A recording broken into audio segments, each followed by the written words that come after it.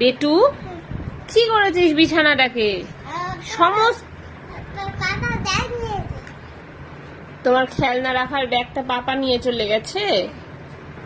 খুব ভারী অন্যায়। সত্যি তো, তুই কিভাবে ঢোকাবো ব্যাগ দিয়ে যদি না থাকে? হ্যাঁ, তাই জন্য তো হামজা এরকম ভাবে রেখেছে, তাই না বাবা? খাটের ওপর সব বিছিয়ে।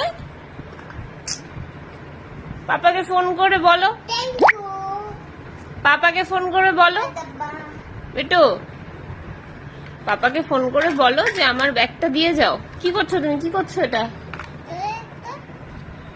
কি করছো? খালি ডাব্বা টোটোতে করে নিয়ে যাচ্ছ? আচ্ছা, অটোতে করে। অটোর মাথা কোথায়? ভেঙে পড়ে আছে।